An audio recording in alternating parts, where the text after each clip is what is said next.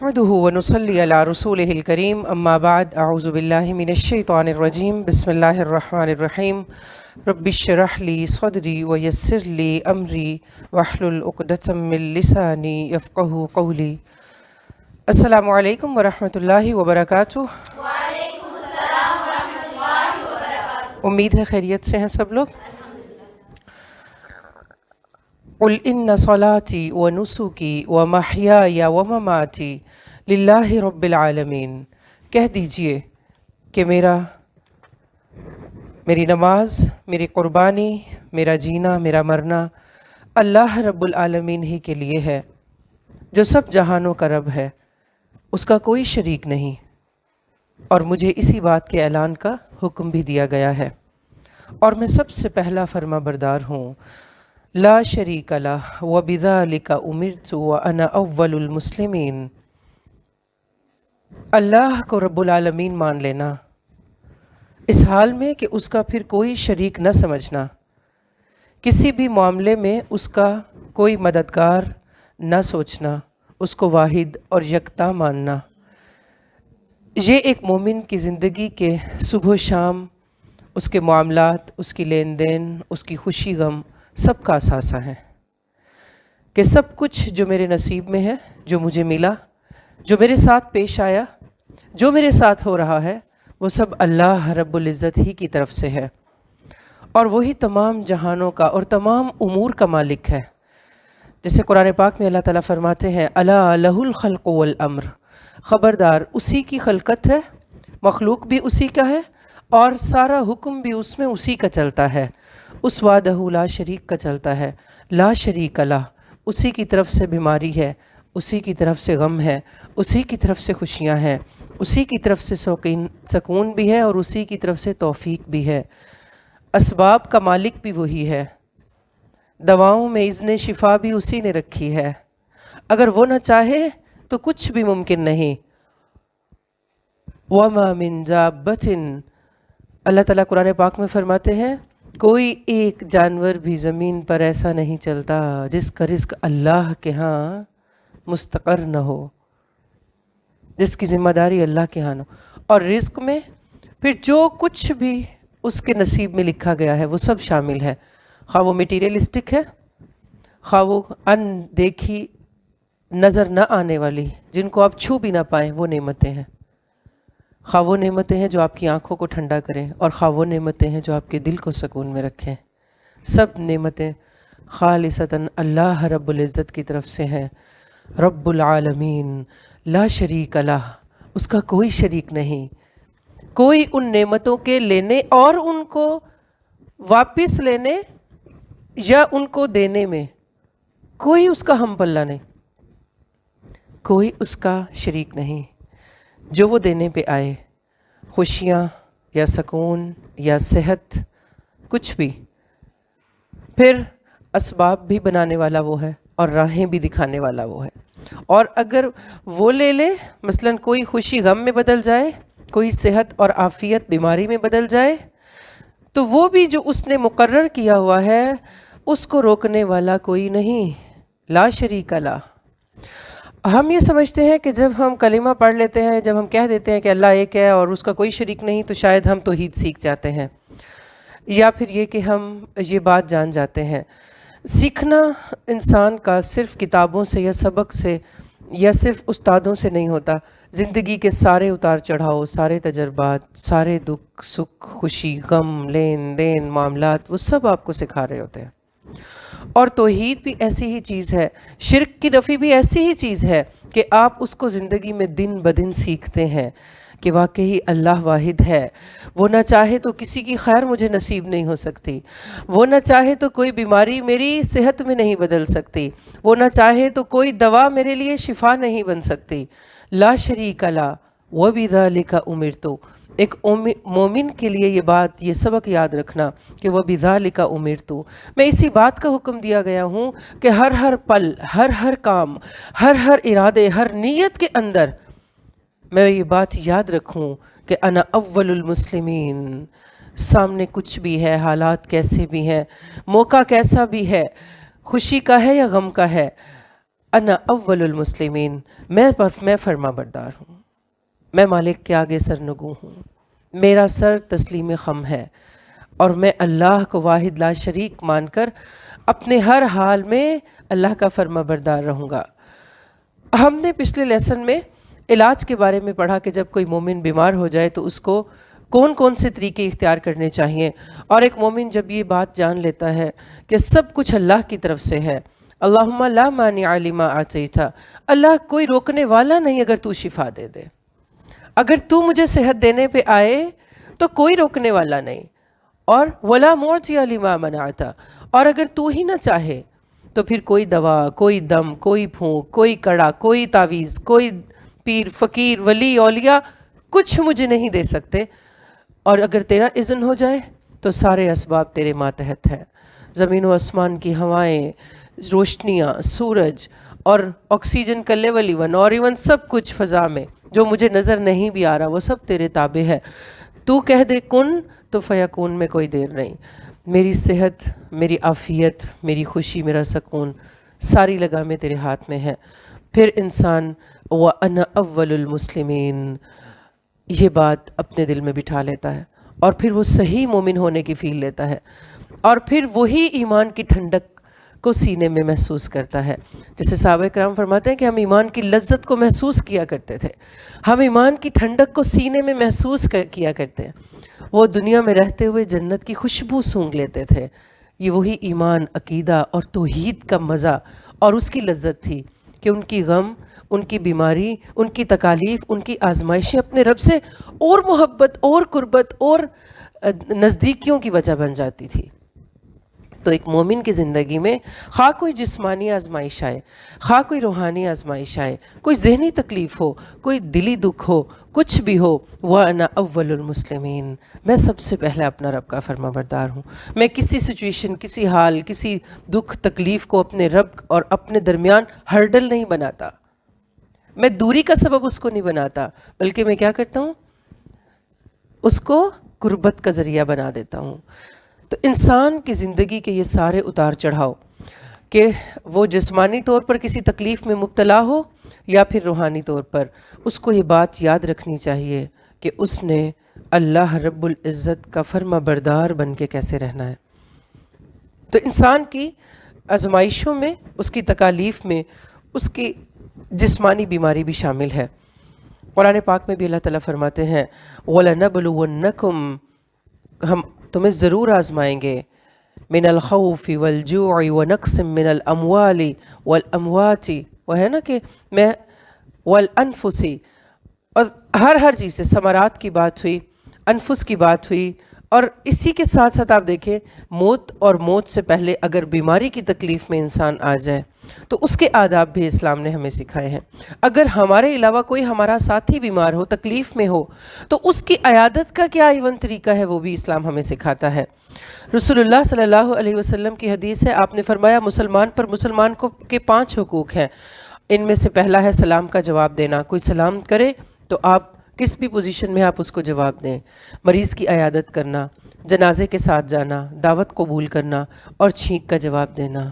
مریض کی عیادت کرنا یعنی صحت مند انسان کا بیمار کے پاس بطور ہمدردی اور غمخواری جانا، اسے تکلیف پر صبر کی تلقین کرنا اور تسلی دینا، اور اس کو یاد دلانا کہ اللہ کی رضا کی خاطر تمہیں یہ سہنا ہے، اور یہ بیماری تمہیں اللہ کے قریب کرے، یہ عیادت کہلاتا ہے۔ ایک دوسری روایت میں ہمیں ملتا ہے کہ بھوکے کو کھانا کھلانا، مریض کی عیادت کرنا اور قیدی کو رہائی دلانا۔ ایک مومن کے دل کو دلاسا دینا، اس کے دل کی تکلیف کو کم کرنا، گویا یہ اللہ کی مخلوق سے محبت اور ان کی خیرخواہی ہے، جو کہ اللہ سے محبت اور تعلق کو بڑھانے کا ذریعہ ہے۔ عیادت کی فضیلت پر ہمیں رسول اللہ صلی اللہ علیہ وسلم کے بہت سارے احادیث رسول بھی ہمیں ملتی ہیں، ان میں سے چند ایک، جیسے اللہ تعالیٰ قیامت کے دن فرمائیں گے کہ اے ابن آدم، میں بیمار ہوا، تم نے میری بیمار پرسی کیوں نہ کی؟ ابن آدم عرض کرے گا اے میرے رب، آپ رب العالمین ہیں، آپ کی بیمار پرسی کا کیا مطلب؟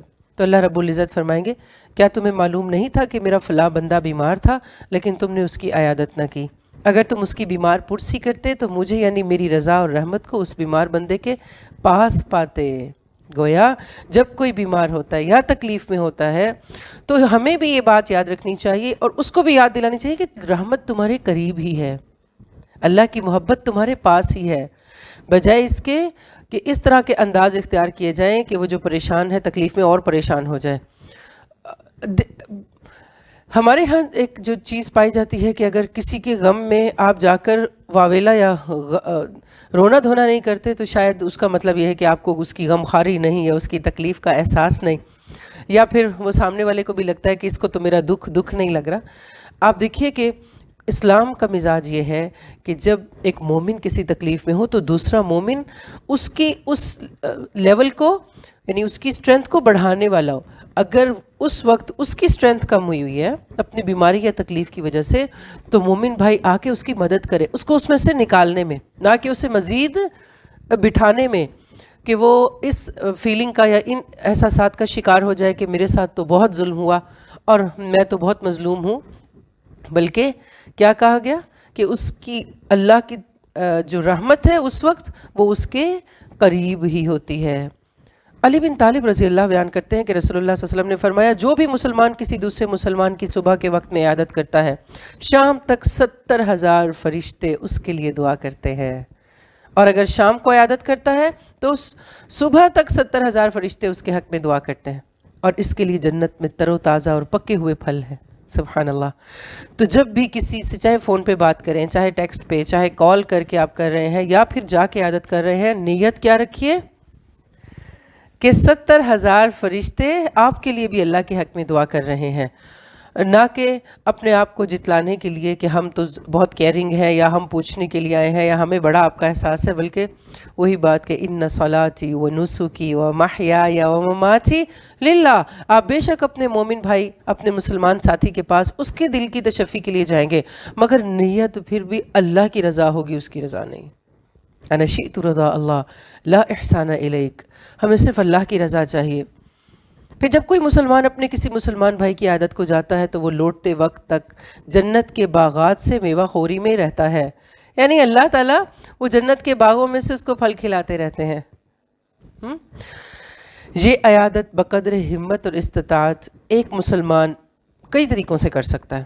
مثلا آپ ہمدردی اور تیماداری کے لیے اگر مریض کے پاس جا رہے ہیں تو ادب کیا ہے کہ مختصر وقت کے لیے جائیے, اس کی طبیعت اور بیماری کی موجودہ کیفیت اور اس کی علاج و معالجہ سے متعلق اس سے پوچھ گچھ کیجیے, اس کی دل جوئی کیجیے, حوصلہ افزائی کی باتیں. پھر تیمادار کا لہجہ بہت نرم اور ہمدردانہ ہونا چاہیے. رسول اللہ صلی اللہ علیہ وسلم جب کسی مریض کے پاس پہنچتے تو تسلی دیتے ہوئے فرماتے لا بأس, کوئی بات نہیں, گھبراؤ نہیں, طہور, اللہ نے چاہا تو یہ مرض گناہوں سے پاک کرنے کا ذریعہ ہوگا انشاءاللہ اگر اللہ نے چاہا. جنہیں تسلی دیتے تھے کہ تم صبر کر رہے ہو, یہ مرض آ گیا ہے, تکلیف ہے جسم کو, لیکن پریشان نہ ہو, لا بأسا. تو کیا انداز ہونا چاہیے, لا بأسا, کوئی بات نہیں, کوئی تکلیف نہیں, کوئی مسئلہ نہیں. اور ایسے انداز سے اختیار کرنے سے بھی بچنا چاہیے, ایسے انداز جس سے اس کی تکلیف بڑھ جائے. مثلاً او ہو کیا کھا لیا تھا, کیئر نہیں کرتی ہو اپنی, پھر کچھ کر لیا ہوگا الٹا پلٹا. بعض اوقات ہم زیادہ محبت میں یا کیئرنگ ایٹیٹیوڈ یا جو بھی بولا جائے اس میں جا کے الٹا تکلیف کو بڑھانے کا سبب بن جاتے ہیں. تو ایک بڑے ڈیسنٹ وے میں خوبصورت انداز کے ساتھ اور بڑا ٹو دا پوائنٹ, بڑی ہی خوبصورت بات ہے نا, لا بأس طہور انشاءاللہ, گھبراؤ نہیں, اس کو موٹیویٹ کیجئے, اس کو انرجی دیجئے کہ ہو جاتا ہے, خیر ہے. مثلاً کسی کو چوٹ لگ گئی اور اس کی کافی زیادہ طبیعت ایسی ہو رہی ہے تو اس وقت کیا ہے کہ دل کو خود کو سنبھالا جائے. اچھا لا بأسا کون کہے گا, جو خود بھی دل کا ذرا مضبوط ہے. آپ عیادت کرنے کے لیے گئے اور آپ نے دیکھا آگے ڈرپس ہیں اور انجیکشنز ہیں اور پٹیاں ہیں اور دس اینڈ دیٹ اور بلڈ ہے, اور وہاں جا کے آپ اس کے ساتھ اس سے پہلے بھی ہوش ہونے والے ہو گئے, اور وہ آپ کو دیکھ کے اور ہو گیا کہ اچھا مجھے اتنا کچھ ہوا تھا, مجھے پتہ ہی نہیں تھا. تو لا بأسا کا لفظ کون بولے گا, جو خود اسٹرانگ ہے, کہ کوئی جس کو پتہ ہے کہ کوئی بات نہیں.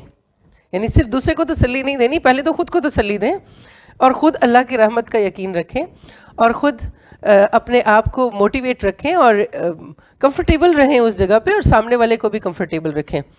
بعض اوقات آپ نے دیکھا ہوگا تھوڑا سا کسی کو بہن بھائیوں میں سے کچھ ہو جائے تو وہ سارے اکٹھے ہو جائیں گے، ہائے ہائے کیا ہو گیا، ہوئے ہوئے لے کے آؤ، وہ بلاؤ، وہ کرو، کچھ کرو، بس گیا کیا ہو گیا. ایک مومن ہر حال میں اپنے رب کی رحمت کے ساتھ متعلق رہنے والا ہے، خوش گمان رہنے والا ہے، تبھی وہ مضبوط ہے، تبھی وہ اسٹرونگ ہے. اور خاص طور پر میں خواتین سے مخاطب ہو کے کہنا چاہوں گی کہ ذرا مضبوط کرنے چاہیے دل، کیونکہ آپ نے بطور گھر داری کے طور پہ، بطور خانہ داری کے طور پہ بہت سارے ایسے مواقعوں کو فیس کرنا ہے، کبھی کسی بچے کو، کبھی کچھ کسی حوالے سے ہو جانا ہے. تو اگر ان سے پہلے آپ خود گرنے والے ہو گئے تو وہ ان کو چھوڑ کے سارے پہلے آپ کو سنبھالیں. تو یہ جو طریقہ کار ہے، بہرحال یہ عیادت کا طریقہ جو ہے یہ درست نہیں ہے. دوسرے کو تسلی دینے والا انداز ہونا چاہیے.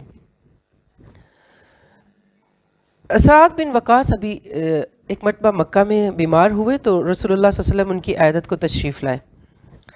کہتے ہیں کہ رسول اللہ صلی اللہ علیہ وسلم نے میری پیشانی پر ہاتھ رکھا، پھر میرے منہ اور پیٹ پر ہاتھ پھیرتے ہوئے یوں دعا کی، اللہم اشفی سعدن، اللہ سعد کو شفا دے دے.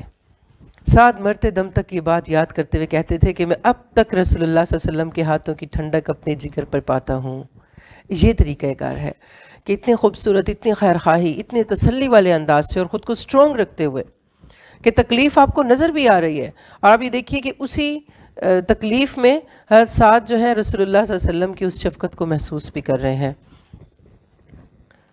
اور پھر ساتھ یہ کہ تسلی کے ساتھ ساتھ کلمات اختیار کرنے کے ساتھ ساتھ مریض کے سر پہ ہاتھ پھیرنا یا اس کے ہاتھ پہ ہاتھ پھیرنا کہ اس کو ایک کلوزنس کی فیلنگ بھی آئے اور اس کو ایک خوشی کی فیلنگ بھی آئے.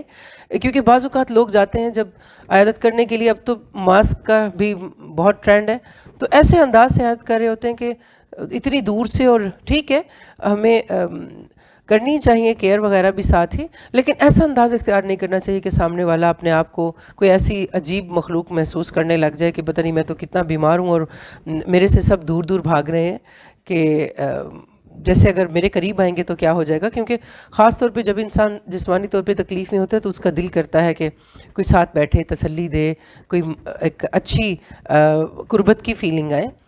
تو بہرحال زمانی جو ہماری اچھی ان کو گائیڈ لائن ہے، لا بأس طہور کہنا ہے، دعائیں دینا ہے. اس کے علاوہ بھی اگر آپ کوئی قریبی دوست یا عزیز ہیں جن کی عیادت کے لیے آپ جا رہے ہیں تو ان کی مزید خدمت بھی کر سکتے ہیں. مثلا اگر وہ اکیلے رہتے ہیں تو بجائے اس کے کہ سارا ٹائم ان کی بیماری ڈسکس کر کے مزید ان کو ڈپریشن میں ڈالا جائے، ان سے دوسرے کام، یعنی مثلا ان کی کنگھی کر لیں، ان کی چیزیں درست کر لیں، ان کا کمرہ سیٹ کر لیں، ان کو گرم پانی چاہیے تو وہ گرم پانی کر کے لا دیں، بستر وغیرہ ٹھیک کر دیں. دوا کا ٹائم ہو گیا تو ان کو آگے بڑھ کے خود دوا پلا دیں کہ ان کی خدمت بھی ہو جائے اور ان کو سہولت بھی ہو جائے. پھر ان چھوٹی چھوٹی خدمات سے کیا ہوگا کہ ان کا دل بھی خوش ہوگا اور بیمار پرسی کے لیے آپ کے آنے کو وہ ایک اچھی نگاہ سے دیکھے گا. یہی وہ لمحات ہوں گے جب آپ کو اللہ کی رضا اور رحمت اس بیمار بندے کے پاس پھر ملے گی. پھر بیمار کے پاس جب جائیں تو اس کو بے شک اس کے علاج معالجے پر ڈسکشن ہو، مگر ساتھ ساتھ صبر کی تلقین کا انداز ہونا چاہیے. کیونکہ بعض اوقات ایک لمبے عرصے تک کوئی سختی یا بیماری محسوس کر کے مریض پر جو ہے وہ ایک بے صبری کی سی کیفیت بھی آنے لگ جاتی ہے.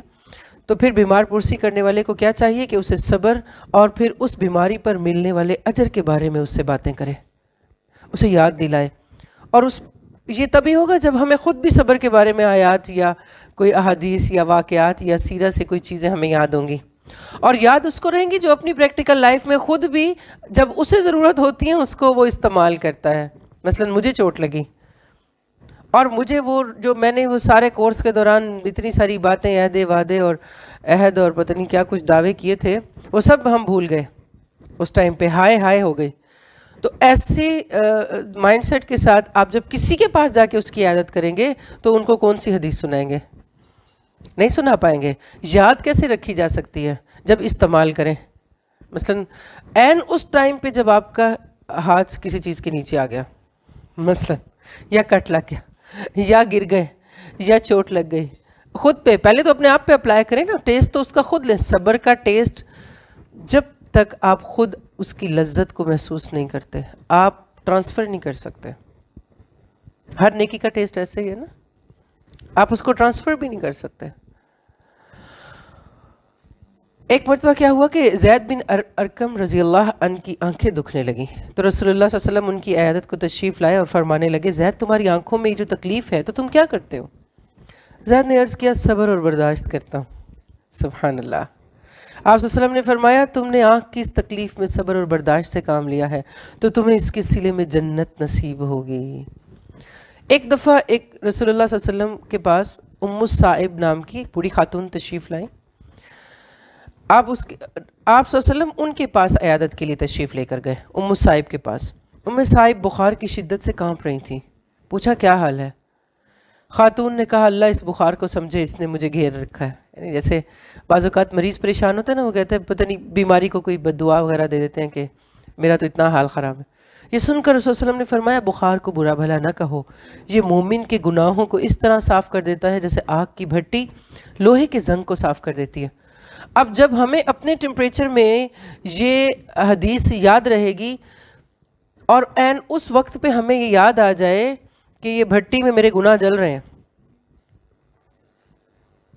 اور میرے گناہوں کو اللہ تعالیٰ دھو رہے ہیں, تو پھر صبر بھی آئے گا, شکر بھی آئے گا ایون, اور سکون بھی رہے گا. اور جو پوچھنے کے لیے آتے ہیں پھر ان کو آپ شکوہ کا نہ ہو کے بات بھی نہیں کرتے ہوتے. کیا کہتے ہیں؟ الحمدللہ, شکر ہے, شکر ہے مالک کا, بہت بہتر ہے, اور ٹھیک ہو جائے گا, سب ٹھیک ہے. اور جب ہم خود اس کو استعمال کریں گے تو جب ہم کسی کے پاس جائیں گے تو اس کو کہہ سکیں گے. رسول اللہ صلی اللہ علیہ وسلم نے فرمایا, ایک مریض کی آپ نے عیادت کی, ابو ہریرہ رضی اللہ عنہ آپ کے ساتھ تھے, مریض کو بخار کی شکایت تھی, تو آپ نے فرمایا تمہیں خوشخبری ہو, اللہ تعالیٰ فرماتے ہیں یہ مرض میری آگ ہے جسے میں دنیا میں اپنے بندے پر اس لیے مسلط کرتا ہوں کہ آخرت میں اس کے حصے کی آگ کا بدل ہو جائے. صحابہ کرام ایک سال گزر جانے تک کسی کو اگر بخار نہ ہوتا یا بیمار نہ ہوتے تو پریشان ہو جایا کرتے تھے. ان کی پریشانی کیا تھی کہ وہ بیمار کیوں نہیں ہوئے, اور ہماری پریشانی کیا ہوتی ہے کہ ہم بیمار کیوں ہو گئے. ہائے سر میں اتنا درد ہے, ہائے یہاں اتنی چوٹ لگ گئی, ہائے اتنا بخار ہو گیا. ایک اور حدیث پاک میں عطا بن رباح اپنا قصہ بیان کرتے ہیں. ایک مرتبہ کعبہ کے پاس ابن عباس نے مجھ سے کہا, دیکھو یہ جو کالی کلوٹی عورت ہے, یہ ایک بار رسول صلی اللہ علیہ وسلم کی خدمت میں حاضر ہوئی, بولی اے اللہ کے رسول, مجھے مرگی کا ایسا دورہ پڑتا ہے کہ تن بدن کا ہوش نہیں رہتا, اور میں اس حالت میں بے پردہ ہونے لگتی ہوں, آپ میرے لیے اللہ سے دعا کیجیے. رسول اللہ صلی اللہ علیہ وسلم نے فرمایا, اگر تم اس تکلیف کو صبر کے ساتھ برداشت کرتی رہو, اللہ تعالیٰ تمہیں جنت سے نوازیں گے, اور اگر چاہو تو میں دعا کر دیتا ہوں, اللہ تمہیں اچھا کر دیں گے. وہ خاتون بولی, اللہ کے رسول, میں اس تکلیف کو صبر کے ساتھ برداشت کرنے کا فیصلہ کرتی ہوں. سبحان اللہ. البتہ یہ دعا کر دیجئے کہ میں اس حالت میں بے پردہ نہ ہو جایا کروں. رسول صلی اللہ علیہ وسلم نے اس کے لیے دعا فرما دی. عطا کہتے ہیں, میں نے اس دراز قد خاتون ام ظفر کو کعبہ کی سیڑھیوں پر دیکھا. صحابہ کرام کس طرح رشک بھری نظروں سے اس کو دیکھا کرتے ہوں گے کہ یہ وہ خاتون ہے جس کے بارے میں, جس نے دنیا میں صبر کے ساتھ جنت خرید لی ہے, اور جس کے بارے میں کنفرم ہے کہ یہ اپنی بیماری پہ صبر کرے گی تو پھر کیا ہوگا, یہاں سے جیسے جائے گی سیدھی جنت میں چلی جائے گی. تو بعض اوقات زندگی میں آپ کو کوئی جسمانی, روحانی, دلی آزمائشیں, تکلیفیں آپ کی زندگی میں کوئی ایسی آ سکتی ہیں جو لائف ٹائم ٹل ڈیتھ آپ کو لے کے چلنی ہے. تو آپ کے سامنے دو راہیں ہیں, یا تو آپ شکوہ کرنا رہیں, اور یا پھر آپ ان کے ساتھ اپنے رب کے سامنے صبر کی ایک کمٹمنٹ کر لیں. صبر کا بدلہ جنت ہے نا. اجورہم بغیر حساب. آپ جانتے ہیں کہ صبر کا اجر فرشتے نہیں لکھ سکتے, اس کا اجر اللہ تعالیٰ خود دیں گے, کیونکہ کون کتنی دل کی کس گہرائی کی تکلیف کو پی کے صبر کر رہا ہوتا ہے. کوئی ہم درد ٹرانسفر نہیں کر سکتے نا, کوئی میئرمنٹس نہیں دیکھ سکتے آپ. یعنی اگر آپ کو یہ کہتی ہیں کہ مجھے درد ہے تو یہ بتا نہیں سکتی کتنا ہے, کتنے فٹ درد ہے یا کتنا ویٹ ہے اس کا, کوئی میئرمنٹ نہیں ہے. تو وہ صبر اور ہمت اور وہ برداشت, وہ ڈیپ ڈاؤن ہارٹ کی فیل, وہ صرف اللہ رب العزت جو اس کا خالق ہے نا, درد کا بھی اور اس دل کا بھی جو اسے برداشت کر رہا ہے، اور اس صبر کا خالق بھی وہی جان سکتا ہے اور وہی اس کا اجر دیتا ہے۔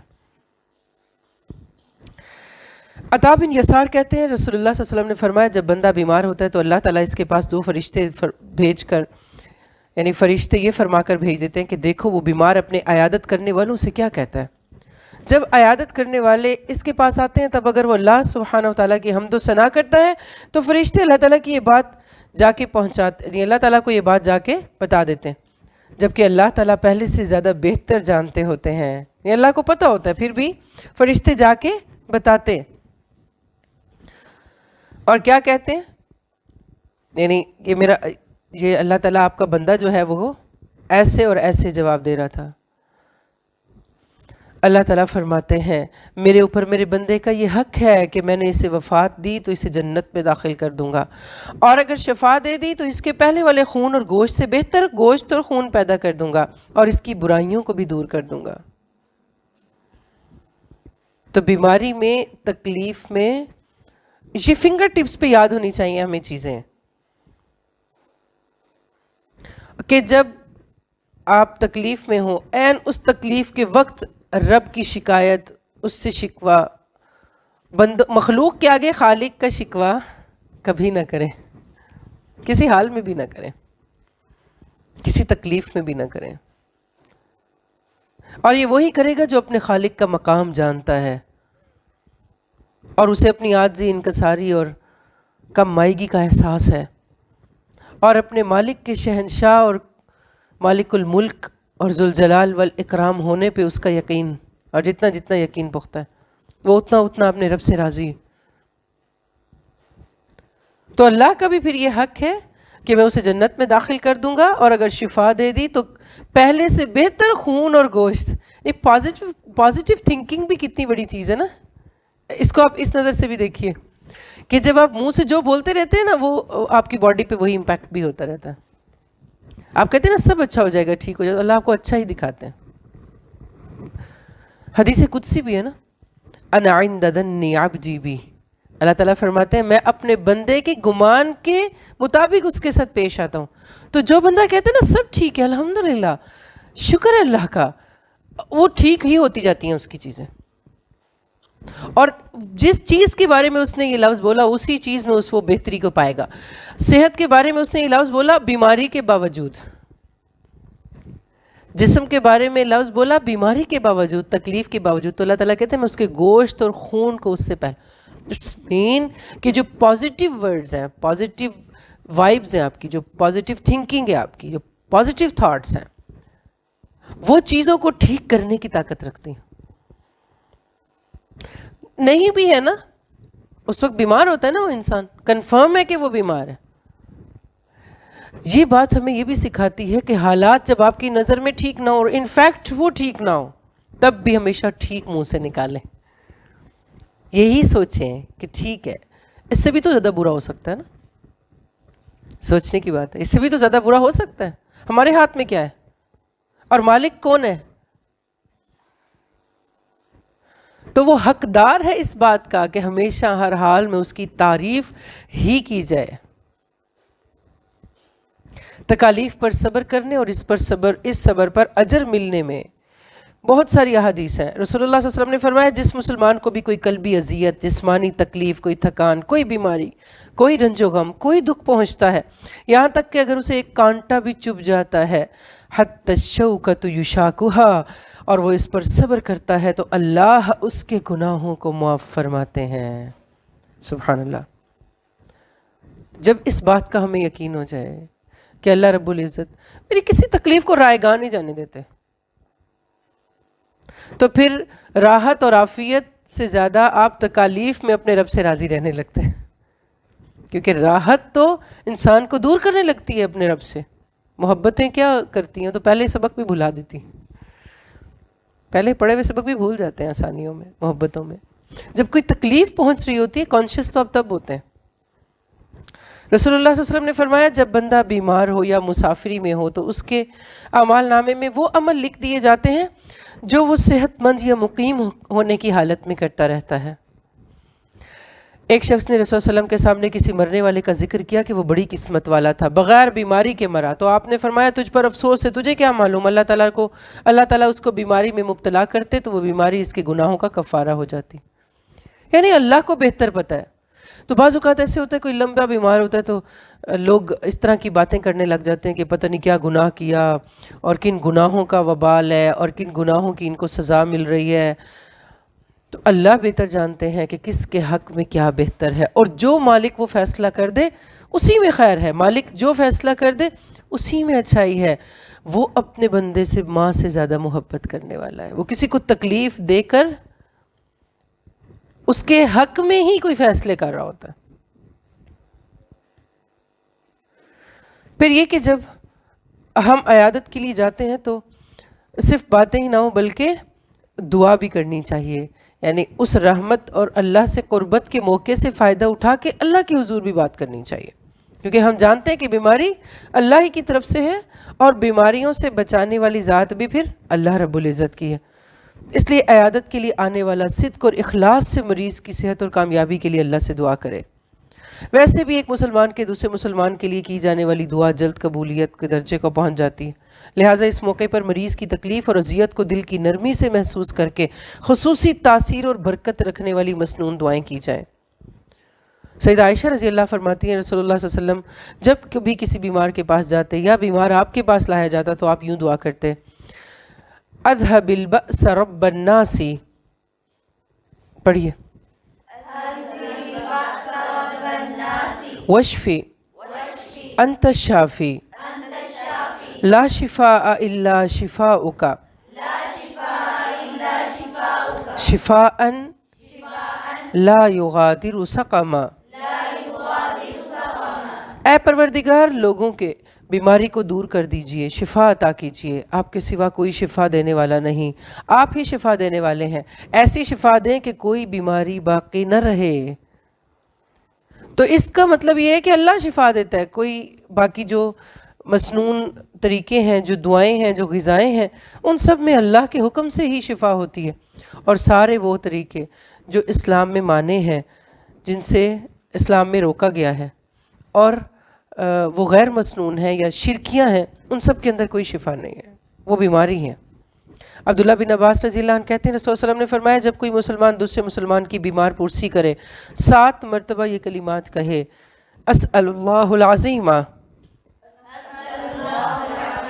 رب العرش العظیم ان یشفیک. اے عرش عظیم کے مالک بزرگ و برتر اللہ سے تمہارے لیے میں شفا کا سوال کرتی ہوں. یعنی اللہ سے مانگتے ہوئے ہم بات کرتے ہیں کہ اے مالک تیرے سے ہم شفا مانگتے ہیں، اور تو اسے شفا دے دی جاتی ہے بشرطیہ کہ اس کی موت کا وقت نہ ہو. یہ ایسی دعا ہے کہ جب آپ اللہ سے مانگ لیتے ہیں تو اللہ اس کے ذریعے شفا دے دیتے ہیں. پھر اسی طرح رسول اللہ صلی اللہ علیہ وسلم سے عیادت کے وقت دعاؤں کے ساتھ ساتھ ہاتھ پھیرنے کی بھی ہمیں احادیث ملتی ہیں کہ عیادت کے بعض مواقع پر رسول صلی اللہ علیہ وسلم مریض کی پیشانی پر جس جگہ بھی تکلیف ہوتی وہاں پر اپنا دایاں ہاتھ مبارک رکھتے، اس کو پھیر کے دعا کرتے. تو دم کرنے کا مسنون طریقہ بھی یہی ہے، اور یہی طریقہ آج مسلمانوں میں بھی رائج ہے الحمدللہ. تو کیا کرنا چاہیے عیادت کے لیے جب جائیں؟ تو جو دعائیہ کلمات ہیں ان کو درد کی جگہ پر اچھے طریقے سے رکھ کے ان کے لیے دعا بھی کر دیں. حضرت انس بیان کرتے ہیں کہ یہودی لڑکا رسول صلی اللہ علیہ وسلم کی خدمت کیا کرتا تھا. ایک بار وہ بیمار پڑا تو آپ صلی اللہ علیہ وسلم اس کی عیادت کے لیے تشریف لے گئے. آپ صلی اللہ علیہ وسلم اس کے سرہانے بیٹھے تو اسے اسلام کی دعوت دی. لڑکا اپنے باپ کی طرف دیکھنے لگا جو پاس ہی موجود تھا کہ باپ کا کیا خیال ہے. باپ نے لڑکے سے کہا بیٹے ابو القاسم کی بات مان لو. چنانچہ لڑکا مسلمان ہو گیا. اب رسول اللہ صلی اللہ علیہ وسلم اس کے ہاں یہ کہتے ہوئے باہر آ گئے شکر اس اللہ کا جس نے اس لڑکے کو جہنم سے بچا لی، میری وجہ سے اس کے منہ سے کلمہ نکلوا دیا. تو جب کسی مریض کے پاس جائیں تو اس کا اللہ سے قرب بڑھائیں اور اس کو صحیح مسنون طریقہ علاج کی طرف بھی لائیں. شفا کی آیات کے کارڈ بھی ہمارے پاس اویلیبل ہیں، اسٹال پہ اویلیبل ہیں، وہ ہمارے بیگ میں موجود ہوں. کبھی کوئی ضرورت ایسی پڑ جائے آپ کے پاس وہ موجود ہو، ان کی سائڈ ٹیبل پہ رکھا ہے. آڈیوز موجود ہیں آیات سکینہ وغیرہ اور رقیہ شریعہ وغیرہ، وہ فارورڈ کر دیں.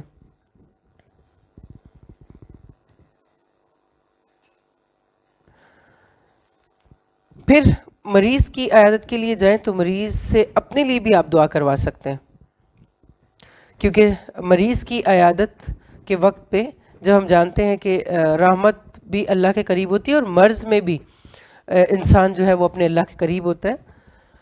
مریض کی دعا ایسی ہے جیسے فرشتوں کی دعا ہو، تو وہ مقبول دعاؤں میں سے ہے. تو آپ ان کے لیے دعا کریں تو ساتھ کہہ دیں کہ آپ سب کے لیے دعا کریں، اللہ تعالیٰ سب بیماروں کو شفا دے دیں. پھر عیادت کے آداب میں سے یہ بھی ہے کہ میکسیمم ان کی ہیلپ کرنے، ان کی مدد کرنے کی کوشش کی جائے کہ جب مسلمان کسی مسلمان کو کسی بھی تکلیف یا تنگی میں دیکھتا ہے تو حد الوسع اس تکلیف اور تنگی کو دور کرنے کی کوشش کرتا ہے. مثلا آپ کسی کے پاس گئے ہیں تو اور آپ جانتے ہیں کہ ان کو فلاں چیز ضرورت ہے، تو آپ جاتے ہوئے راستے سے وہ لے جائیں گے، اور یا پھر گھر والوں سے پوچھ کر ان کو میڈیسن لا کے دینی ہے اور کوئی لا کے دینے والا نہیں ہے، یا پھر ان کی ضرورت گھر کا کوئی ایسا کام رکا ہوا ہے جو ان کی وجہ سے ہوتا تھا اور آپ کو لگتا ہے کہ آپ وہ کر سکتے ہیں. تو یعنی عیادت کا طریقہ صرف یہ نہیں ہے کہ ہم جائیں اور کھا پی کے واپس آ جائیں. بعض اوقات کیا ہوتا ہے کہ بظاہر پوچھنے کے لیے جا رہے ہوتے ہیں، مگر گھر جا کے میزبانوں کے لیے اتنی تکلیف دہ ماحول بن جاتا ہے کہ جو پہلے سے تکلیف میں ہیں، پریشانی میں ہیں، اور پہلے سے ان پر فائنینشیل ایک سٹریس بھی آیا ہوا ہے، اور گھر میں ایک ایسا ماحول بھی ہے، اور سب پوچھنے کے لیے آ رہے ہیں، اور ان کو ان سب کی جو ہے وہ مہمان نوازی بھی کرنی ہے. تو حتی الامکان کوشش کرنی چاہیے کہ ایک مومن مسلمان کا سارا عمل انا اول المسلمین والا ہے، اور ہم جانتے ہیں کہ مسلمان کون ہے؟ جو خیر بانٹنے والا ہے، جس کے دوسرے ارد گرد والے اس کے شر سے محفوظ ہیں، اس کے ضر سے محفوظ، وہ کسی کو ضرر پہنچانے والا نہیں ہے. تو ہر حال میں، ہر مقام پر، ہر انداز سے ایک مومن کا طریقہ کار ہر ممکن کیسا ہونا چاہیے کہ وہ دوسروں کو کمفرٹیبل کریں. جتنی ہم ان کی مدد کر سکیں ہم کریں. پھر گھر کے لیے کوئی سودا صرف لانا ہے یا کچھ گھر سے آپ پکا کے لے جا سکتے ہیں. مثلا اہل خانہ جو ہے وہ مریض کی تیمت، بعض اوقات ایک مریض ہوتا ہے اور دوسرا بزرگ ہوتا ہے جو اس مریض کی بھی تیمارداری کر رہا ہوتا ہے یا ان کی بھی کیئر کر رہا ہوتا ہے. تو آپ کچھ اچھا ایسا گھر سے جاتے ہوئے پکا کے لے جا سکتے ہیں جو مریض اگر نہیں کھا سکتا، جو اس کی خدمت کے لیے کھڑا ہوا ہے اور جو ان کو سروس دے رہے ہیں، ان کا دل بھی خوش ہو جائے. اور وہ آلٹرنیٹیو پھر اس مریض کی ہیلپ ہی ہے کہ وہ جب ان کی کیئر کرنے والا تھوڑا ریلیکس اور سکون میں آئے گا یا کمفرٹیبل ہوگا تو وہ ان کی اچھی سی کیئر بھی کر سکے گا. پھر اسی طرح سے ان کے گھر کے کاموں میں کچھ اور بھی آپ دیکھ سکتے ہیں جن میں آپ اپنی خدمات پیش کر کے کوئی حسب موقع، کوئی حسب ضرورت ان کو کوئی سہولیات پہنچا سکتے ہیں. رسول اللہ صلی اللہ علیہ وسلم نے فرمایا تھا، حدیث قدسی ہے، میری محبت ان لوگوں کے لیے ثابت ہو چکی جو میرے لیے ایک دوسرے سے ملتے ہیں، اور میری محبت ان لوگوں پر ثابت ہو چکی جو میری خاطر ایک دوسرے کی مدد کرتے ہیں. بیچ میں کوئی اور دل میں چاہت نہیں ہے، کوئی ایسی اور خواہش نہیں ہے کہ ریٹرن میں ہمیں کچھ ملے یا ہمارا نام ہو یا ہمیں اچھا سمجھا جائے. صرف اللہ رب العزت کے لیے، صرف ایک کلمے کے رشتے کی وجہ سے ہم جتنا اپنے ارد گرد والوں کو کمفرٹیبل کر سکیں. بہترین چیز کیا ہے کہ آپ ایک چھوٹا سا اپنا پیکج بنا لیں جس کے اندر قرآنی مسنون دعائیں ہوں اور کچھ اور اس طرح کی چیزیں ہوں، اسلامک لیکچرز وغیرہ. بعض اوقات جو مریض ہے وہ اٹھ بیٹھ نہیں سکتا، آ جا نہیں سکتا، تو وہ اکیلا تنہائی کا شکار بھی ہو جاتا ہے. تو ایسی چیزیں ہوں آپ کے پاس جو آپ وہاں پہ ان کو دے سکیں، وہ ریڈ کر سکیں یا پھر وہ ان کو آڈیو فارم میں ان کو استعمال کر سکیں. کیونکہ وہ جب بہت سارا وقت بستر پر گزار رہا ہوتا ہے تو اس کے لیے سب سے بہترین بات یہ ہے کہ وہ اللہ کی قرب کو محسوس کرے. تو اس کو ایسا لٹریچر دیا جائے اور ایک ایسا چھوٹا سا پیکج آپ کے پاس موجود ہو جس میں آیات شفا ہوں، جس میں ذکر الہی ہوں، کم وقت میں کرنے والے ذکر ہوں، اللہ کی تعریف والے جو الحمدللہ والا کارڈ ہے یا استغفر اللہ والا کارڈ ہے، یا پھر رقیہ شریعہ ریٹن فارم میں ہو. اس طرح کی چیزیں ہوں اور آپ جائیں اور ان کو دے دیں تاکہ، اور اللہ کی محبت کی دو چار باتیں کر کے کہ اللہ تعالیٰ اس موقع پر آپ کے گناہوں کو دھو رہے ہیں اور یہ موقع آپ کے لیے ایک بہت ہی نیکی کمانے کا موقع ہے، تو اللہ کے قرب کو اور زیادہ بڑھایا جا سکتا ہے. پھر ہمیں کچھ چیزوں کا دھیان بھی رکھنا چاہیے کہ مریض کے پاس جا کر بعض اوقات سب اکٹھے ہو کے مریض کو پوچھنے کے لیے چلے جاتے ہیں، لیکن جب وہاں جاتے ہیں تو آپس میں باتیں اور گفتگو اور ایسا انداز ہو جاتا ہے کہ وہ مریض کے لیے ہی کمفرٹیبل نہیں رہتا، کہ بظاہر ہم اس کی عیادت کرنے کے لیے آئے ہیں، مگر وہ ہماری ہی وجہ سے، ہمارے شور اور ہمارے نوائس اور اس طرح کی چیزوں کی وجہ سے، یا پھر گھر والے جو ہیں وہ اور تکلیف میں آ گئے ہیں۔ پھر مختصر وقت میں بیٹھنا چاہیے تاکہ گھر والے یا مریض کا جو اپنا آگے شیڈیول ہے، مثلاً بعض اوقات اس کے سونے کا، دوائیاں کھا کے آرام کا کوئی وقت مقرر ہوتا ہے یا کچھ ایسا، تو ان کی جو صحت ہے یا ان کی جو شیڈیول ہے سارا میڈیسنز کے حوالے سے، اس کو سامنے رکھنا چاہیے۔ ہاں اگر کوئی دوست ہے، اہل خانہ میں سے کوئی ایسے خاص عزیز ہیں اور وہ خود یہ چاہ رہے ہیں کہ ان کے پاس بیٹھا جائے، تو پھر ان کو خوش کرنے کے لیے چلیں بیٹھا جا سکتا ہے۔ پھر اسی طرح سے جاتے ہوئے ایسا انداز اختیار کیا جائے مزاج پرسی کے لیے، یا پھر کچھ پھول یا پھر ایسے لے لیے جائیں جس کو دیکھ کر مریض کا دل خوش ہو اور ماحول میں ایک اچھا چینج آئے اور ان کو ایک موٹیویشن ملے اور مایوسی سے وہ نکلیں۔ پھر یہ بھی یاد رکھنا چاہیے کہ مریض کے گھر پہنچ کر غیر ضروری چیزوں کو ڈسکس کرنا، غیر ضروری تانک جھانک کرنا جو ہے یہ بھی مناسب نہیں ہے۔ بعض اوقات ایسا ہوتا ہے کہ آپ اس گھر میں پردہ دار خواتین موجود ہیں اور کوئی غیر محرم بھی ساتھ جا رہے ہیں، تو کیا کرنا چاہیے کہ جتنی سی لمیٹڈ جگہ کے اندر وہ آپ کو اویلیبل ہوں یا وہ اویلیبل کریں آپ کو، اس کا لحاظ کیا جائے۔ پھر عورت کے لیے غیر محرم مرد اور مرد کے لیے غیر محرم عورت کی عیادت کو اکیلے جانا ہرگز مناسب نہیں ہے۔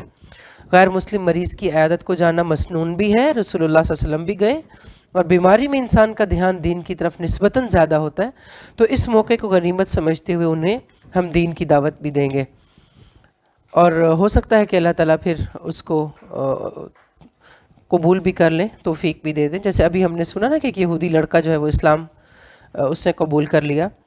پھر ایسے نافرمان لوگ، خواہ مسلمان ہو یا غیر مسلم، اگر صحت مندی کی حالت میں اعلانیہ اور دانستہ گناہوں پر جمے رہے تھے، اللہ اور اس کے رسول کی مقرر کی ہوئی حدوں کو پامال کرتے رہے تھے، تو ان کی شدید علالت میں ان کی عیادت اس امید پر کی جا سکتی ہے کہ شاید ان کا دل نرم ہو اور ہم ان کو حق بات کریں تو وہ اللہ کی طرف رجوع کر لیں۔ اس سے ہمیں یہ بھی پتہ چلتا ہے، رسول اللہ صلی اللہ علیہ وسلم نے فرمایا، جو شخص جنت میں داخل ہو گیا وہ نعمتوں میں رہے گا، کبھی پریشان نہیں ہوگا، نہ اس کے کپڑے پرانے ہوں گے، نہ اس کی جوانی پر کوئی زوال آئے گا۔ نیز فرمایا، اعلان کرنے والا پکارے گا، اے جنت والو، اب تم یہاں ہمیشہ صحت مند رہو گے، کبھی بیمار نہیں پڑو گے، ہمیشہ زندہ رہو گے، کبھی موت نہیں آئے گی، ہمیشہ جوان رہو گے، کبھی بڑھاپا نہیں آئے گا، ہمیشہ نعمتوں سے لطف اندوز ہوتے رہو گے، کبھی محرومی نہیں دیکھو گے۔ تو مریض کو جا کر یہ بات کرنا کہ بعض اوقات ایسا ہوتا ہے کہ ڈاکٹرز ایسی بیماری ڈائگنوز کر دیتے ہیں یا ایسا کہہ دیتے ہیں کہ اب تو بس اللہ کا حکم ہے اور جتنے دن ہیں وہ آپ گزار لیں، یا پھر یہ کہ اب تو کوئی امید باقی نہیں بچی اور گھر لے جائیں، تو مریض ایسی کیفیت کا شکار ہوتے ہیں۔ تو اس موقع پر ان کو یاد دلانا کہ اصل زندگی آخرت کی زندگی ہے، تاکہ وہ اپنی اس تکلیف، اپنے اس بیماری کے عرصہ کو ہلکی نظر سے دیکھیں، آخرت کو بھی یاد رکھیں، اور پھر یہ کہ جو وقت ہے اس میں ان کو صبر کی توفیق ملتی رہے۔ سبحانک اللہم ربنا وبحمدک نشہد ان لا الہ الا انت نستغفرک ونتوب الیک۔ السلام علیکم ورحمۃ اللہ وبرکاتہ۔